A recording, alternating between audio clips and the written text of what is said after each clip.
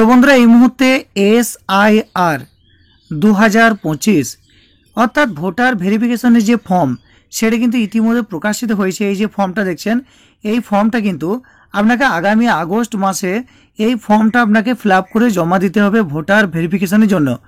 সঙ্গে কিন্তু আপনাকে কি করতে হবে, কিছু কাগজপত্র দিতে হবে। তো বন্ধুরা এখন বিষয় হচ্ছে এই যে ফর্মটা দেখছেন ভোটার ভেরিফিকেশনের ফর্ম SIR ফর্ম, এই ফর্মটা আপনারা কিভাবে পূরণ করবেন এবং এই ফর্মটা পূরণ করার পর এই ফর্মের সঙ্গে আপনাদেরকে কি কি কাগজপত্র দিতে হবে।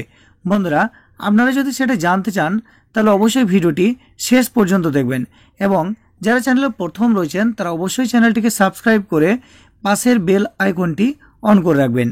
তো বন্ধুরা এই মুহূর্তে আপনারা দেখতে পাচ্ছেন SIR 2025 যে ফর্ম অর্থাৎ ভোটার সংশোধনের ফর্ম, সেই ফর্মটা কিন্তু আপনাদের সামনে দেখুন ওপেন করেছি। এই ফর্মটা আপনাদেরকে পূরণ করতে হবে।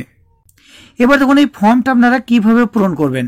তো ফর্মে প্রথমে দেখুন এখানে বলা হয়েছে ইলেকট্রক নেম, অর্থাৎ আপনার যে নাম রয়েছে এপিক কার্ডে বা ভোটার কার্ডে আপনার যে নাম রয়েছে সেই নামটা এখানে আপনাকে লিখতে হবে। পরের সিরিয়ালে দেখুন বলা হয়েছে 2 নম্বর কলমে যে serial number, part number, name of AC, PC name, state এগুলো লিখতে হবে। অর্থাৎ আপনার ভোটার কার্ডের সিরিয়াল নাম্বার কত রয়েছে, আপনার পার্ট কত রয়েছে, অর্থাৎ ভোট গ্রহণ কেন্দ্র কোথায় রয়েছে, আপনার AC মানে হলো আপনার বিধানসভার নাম কি, আপনার PC অর্থাৎ আপনার লোকসভার নাম কি রয়েছে, এগুলো কিন্তু পরপর এখানে লিখতে হবে। এরপর 3 নম্বর কলমে দেখুন দেওয়া হয়েছে এখানে আপনার বলেছে ওল্ড ফটো, অর্থাৎ আপনার একটা পুরাতন ফটো দিতে হবে এবং এখানে বলেছে কারেন্ট ফটো, অর্থাৎ বর্তমানে যে ফটো সেই ফটো কিন্তু আপনাকে এখানে পেস্ট করে দিতে হবে। এরপর বলা হয়েছে আপনার ডেট অফ বার্থ, অর্থাৎ আপনার জন্ম তারিখ কত, জন্ম সাল কত, সেটা কিন্তু আপনি এখানে লিখবেন।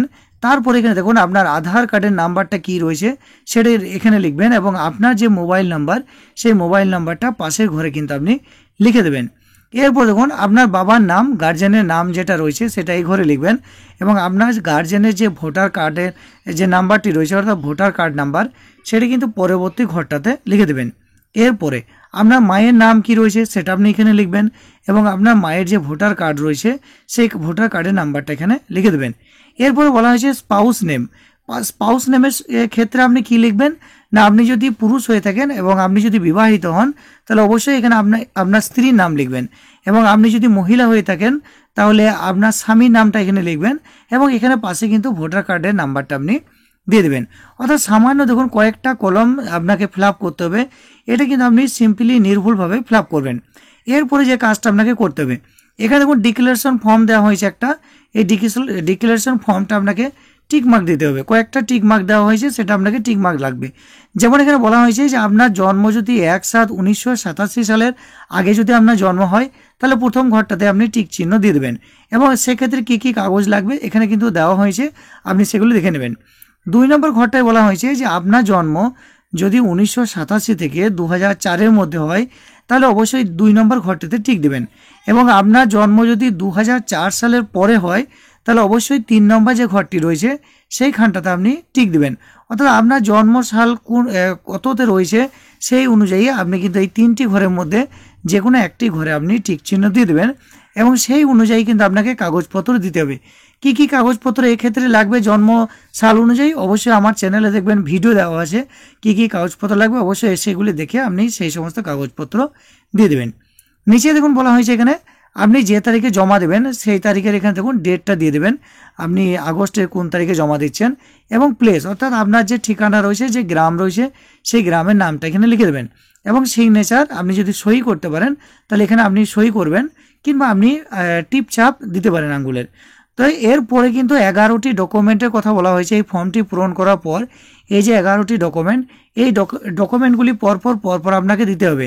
যতগুলি ডকুমেন্ট থাকবে 11টির মধ্যে 2টি হোক, 3টি হোক, 4টি হোক, যতগুলি ডকুমেন্ট আপনার থাকবে পরপর সেই ডকুমেন্টগুলি আপনি সাবমিট করবেন এবং আপনার যেখানে ভোটার ভেরিফিকেশন হবে সেখানে কিন্তু এই ফর্মটা সহ এই যে ডকুমেন্ট সেগুলো নিয়ে আপনি এই ফর্মটা জমা দিয়ে দেবেন। এরপর সরকার চেক করে দেখবে যে আপনার নামটা ভোটার লিস্টে থাকবে নাকি আপনার নামটা ভোটার লিস্ট থেকে কাটা যাবে। অবশ্যই কিন্তু পরবর্তীতে যখন লিস্ট প্রকাশিত হবে সেখানে আপনি আপনার নামটা চেক করে নিতে পারবেন। তো বন্ধুরা আশা করি আপনারা বুঝতে পেরেছেন এই মুহূর্তে SIR যে ফর্মটি রয়েছে 25 SIR ফর্ম সেটা আপনি কীভাবে পূরণ করবেন এবং এই ফর্মের সঙ্গে আপনি কী কী দেবেন আশা করি বুঝতে পেরেছেন। তবু যদি এই বিষয়ে আপনার কিছু জানার থাকে বা বলার থাকে অবশ্যই আপনি নিচে কমেন্ট করবেন। শেষে আপনি কমেন্ট করবেন যে আপনার জন্ম তারিখ কি 1987 সালের আগে রয়েছে নাকি 1987 থেকে 2004 বা 2004-এর পরে। অবশ্যই আপনার ডেট অফ বার্থ কত রয়েছে কোন সালে নিচের কমেন্ট আপনি জানিয়ে দেবেন। আজকে এই পর্যন্ত, দেখা হচ্ছে টেক ইন্ডিয়া ইউটিউব চ্যানেলের পরবর্তী কোনো ভিডিওতে। ততক্ষণ পর্যন্ত ভালো থাকবেন, সুস্থ থাকবেন এবং টেক ইন্ডিয়া ইউটিউব চ্যানেলের সঙ্গে থাকবেন।